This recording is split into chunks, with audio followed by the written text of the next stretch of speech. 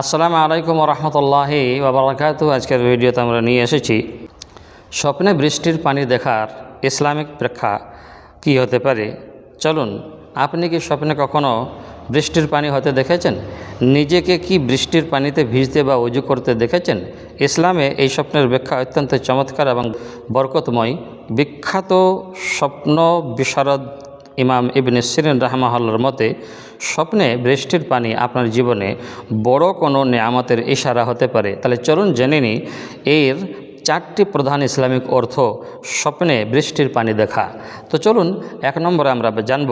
প্রথমত, আপনি যদি স্বপ্নের স্বাভাবিক ও সুন্দর মনোরম বৃষ্টি হতে দেখেন তবে তা অত্যন্ত শুভ লক্ষণ।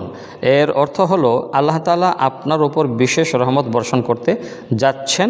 আপনি যদি অভাব অনটনে থাকেন তবে খুব শীঘ্রই আপনার আর্থিক অবস্থার উন্নতি হতে এবং জীবনে বরকত আসবে। 2 নম্বর ব্যাখ্যা আমরা বলবো, বাস্তব জীবনে আপনি যদি কোনো কঠিন সমস্যা, মানসিক চাপ বা কোনো দীর্ঘমেয়াদী রোগে ভুগে থাকেন তবে এই স্বপ্ন বৃষ্টি দেখা আপনার জন্য সুসংবাদ। এর অর্থ হলো আল্লাহ তাআলা আপনার সব কষ্ট ও দুশ্চিন্তা দূর করে দেবেন এবং আপনাকে অতি সত্বর সুস্থতা দান করবেন। আমিন। আর 3 নম্বর হলো বৃষ্টির পানিতে ভেজা বা অজু করা গুনাহ মাফের আলামত। কেমন? আপনি যদি দেখেন যে আপনি বৃষ্টির পানিতে ভিজছেন, গোসল করছেন, স্নান করছেন কিংবা সেই পানিতে দিয়ে ওযু করছেন তবে ইসলামিক তাবির অনুযায়ী এটি আপনার অন্তরের পবিত্রতার লক্ষণ।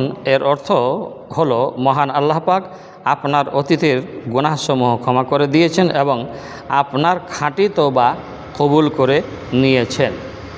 4র্থ অর্থ আমরা বলবো, স্বপ্নে সব বৃষ্টি কিন্তু রহমতের নয়। আপনি যদি দেখেন প্রবল ঝড়ের সাথে কালো কুচকুচি বৃষ্টি, শিলাবৃষ্টি, পাথর বৃষ্টি হচ্ছে কিংবা বৃষ্টির কারণে ঘর বাড়ি ভেঙে যাচ্ছে তবে তা মোটেও ভালো লক্ষণ নয়।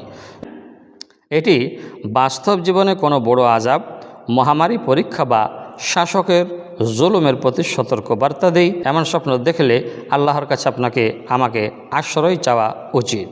তাহলে এছাড়াও নির্দিষ্ট এলাকা বা ঘরের ভিতর যদি শুধু বৃষ্টি হতে দেখা যায় তবে তা সেই এলাকার মানুষের কোনো দুঃখ কষ্ট বা ব্যক্তিগত শোকের ইঙ্গিত হতে পারে। রাসূলুল্লাহ সাল্লাল্লাহু আলাইহি ওয়াসাল্লামের সুন্নাহ, বাস্তবে যেমন বৃষ্টি দেখলে দোয়া করতে হয় তেমনি স্বপ্নেও ভালো বৃষ্টি দেখলে আল্লাহর প্রশংসা করা উচিত। আর খারাপ কিছু দেখলে আউযু বিল্লাহ পড়ে বাম দিকে 3 বার থুথু ফেলে শয়তানের অনিষ্ট থেকে আল্লাহর কাছে আশ্রয় চাইতে হয়। সুপ্রিয় দর্শক, আল্লাহ তাআলা আমাদের সবার জীবনকে তার রহমতের বৃষ্টি দিয়ে সিক্ত ও বরকতময় করুন। আমিন। ভিডিওটি যদি ভালো লাগে তো লাইক করবেন, কমেন্ট বক্সে আমাদের কমেন্ট লিখবেন এবং কমেন্টে আমিনও লিখতে পারেন। আর অন্য মুসলিম ভাই বোনেদের কাছে আপনার দায়িত্ব হলো এই ভিডিওটা পৌঁছে দেবেন, দ্বীনি দাওয়াত দিয়ে দেবেন।